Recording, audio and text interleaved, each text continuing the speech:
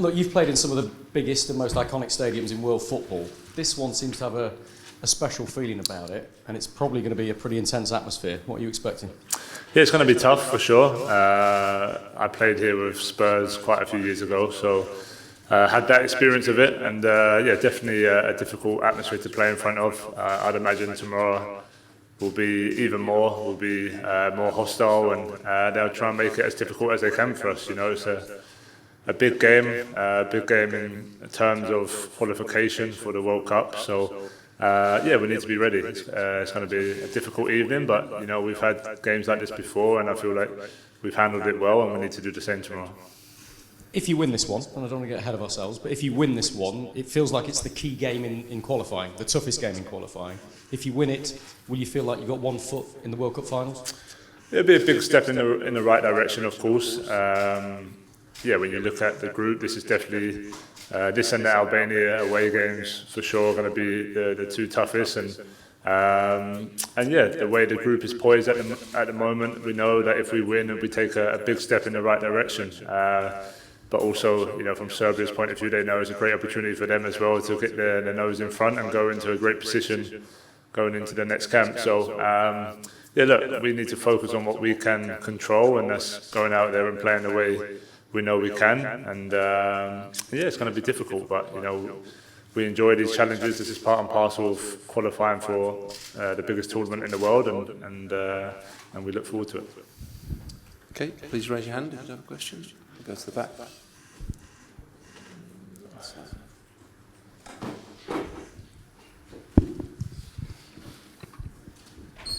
Hi Harry, it's Sam at Face ITV. I wonder if you get the sense of frustration, because a lot of the group games that you've had to play in World Cup qualifying, you've come up against teams that will back up against you, play a low block. As a striker who's desperate to score goals, do you get the same sort of sense of frustration as some of the supporters get when they're watching those games?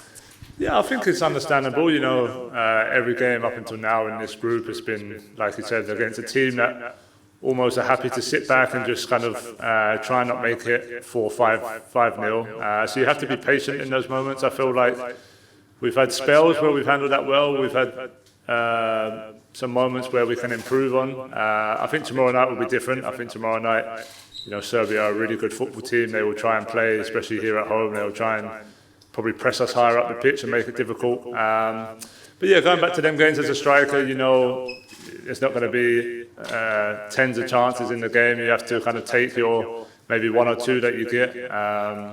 You know, up until the game a couple of days ago, I was able to kind of get on the score sheet. So as a striker, you're happy to help the team. But as always, you're looking at areas to improve, and I still feel like as a team, and we can get better at breaking down low blocks. But ultimately, you know, any team you face now, no matter where they're ranked in the world, if they go in a 5-4-1 and you know, have a good tactical understanding, they can make it difficult, and that's kind of what we've been up against. So, of course, we'd have loved to have won those games, maybe by more goals, but ultimately, you know, we've done what we had to, and we learn from it and move on to the next one. You come up against someone like Milinković tomorrow, you know, have seen in the Premier League, and he's had a good spell with Nottingham Forest. Do you relish that battle? Yeah, I always want to play against, you know, the best opposition. As a striker, you're going to come up against some great defenders in different aspects. You know, tomorrow will be a physical game. Tall, strong defender that, yeah, I'll have to, you know, maybe try and find different ways to bring the best out in me. But, you know, throughout my whole career, I've loved any challenge. I've loved these type of away games. I feel like they bring the best out in me, so tomorrow will be no different. I know what to expect. I know it's going to be difficult, but yeah, I'm just looking forward to being out there and trying to hopefully help my team get through, get one step closer to qualify. James here. Hi, Harry. The Serbian FA have urged their fans not to repeat past issues with discrimination or racism tomorrow night. It's been reported that the players have held a discussion about maybe what to do. Can you give us some insight into what was said and what you are going to do? Yeah, no, we have a meeting and, you know, we discuss the protocols that are in place more from UEFA's point of view. I don't think we like to discuss it too much. Our focus is on the game. Our focus is on, you know, trying to beat Serbia on the pitch. Yeah, anything can happen, of course, and we're prepared for that. But ultimately, we're not thinking about that. We're thinking about the football game, like the Serbian FA have put out. It's about enjoying the spectacle, enjoying the game, and we hope that's the case tomorrow. I understand that completely, but obviously it is something you've experienced before. Would you be prepared to take the players off if it happens again? Well, we're prepared to do what UEFA protocols allow us to do. I thought we handled that situation away in Bulgaria really well, and yeah, it'll be no different. You know, these are things that are hard to talk about now because we don't know if it's going to happen or not. But ultimately, like I said, we're prepared, and we had a discussion as a group, so that if the event does happen, we'll be prepared to do what's necessary. Thanks, James. Do we have any further questions? Just comes with the hamster at the end. Thank you. Hi, Harry. The other day you didn't have too many touches, and then you go back to the Euros, people complain that you were having too many touches deep. I just wanted to ask, what is the manager asking you to do? And is the challenge, I guess, for your teammates to find you?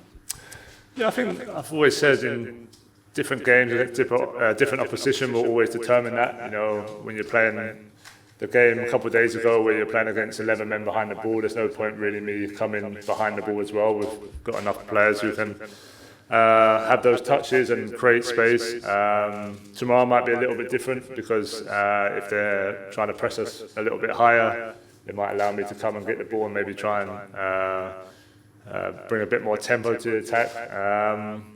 But yeah, the game the other day was more, I felt like we could have been a little bit more direct with crosses, and you know, both our goals come from that aspect. We got into good areas and maybe sometimes just overplayed a little bit. So yeah, from a striker's point of view, of course I want as many balls in the box, and hopefully I can get on the end of a few of them. But yeah, in terms of my role from the manager, it isn't specific. Each game will change a little bit, and yeah, tomorrow night might be a little bit different to the game against Andorra. Did you also see what Milinković said earlier? He said that he probably won't, or the team won't follow you man to man. They'll wait for you to come into their zone. Is that something you've come across before, when they aren't going to follow you, they're waiting for you to, and how do you deal with that?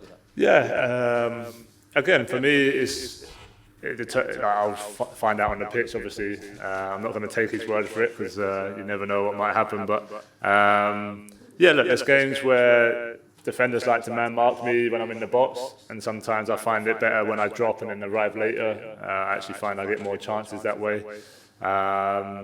And then, yeah, it depends if they're marking zonal. You know, it might allow me to stay higher up and try and get on the end of things that way. So they're all kind of things we look at. You know, we have an idea of how we think they like to defend, how they like to play. But ultimately, until you're out on the pitch, you never really know. And I think that's where, you know, experience and yeah, just game understanding come into it, and you kind of decide then and there.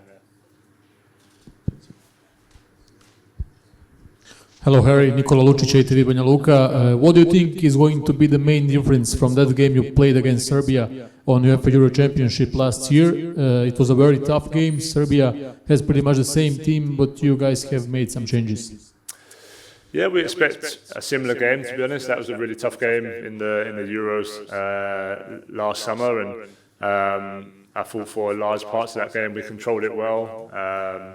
Probably the second half we look at as, you know, a game that we could have done a little bit better. Serbia were really good in possession, and we struggled to press the way we wanted to. So yeah, tomorrow, you know, we have to go with loads of energy. We have to make it as difficult as we can for them. If we give them too much time, they have enough quality in the team to hurt us. And yeah, so we're going to go aggressive. We're going to try and be on the front foot. As always, it's not the easiest thing to do, especially away from home with the atmosphere, with the crowd. But yeah, hopefully we can come out with that energy and yeah, really take the game from minute one. In the middle here.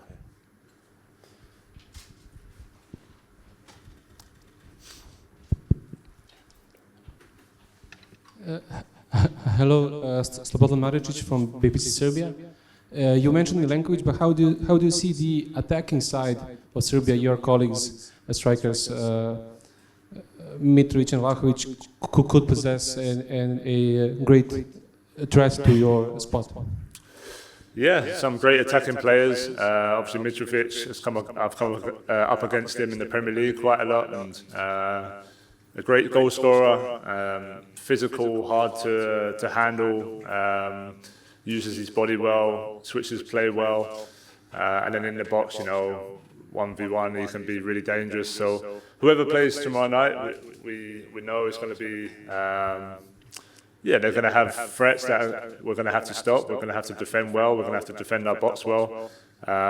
Hopefully, we can counter that by having more of the ball and trying to keep the play in their half. But ultimately, like I said, this is a dangerous team. We know from last summer, we know from watching the clips leading up to this game that they can be dangerous, and we have to be ready for that.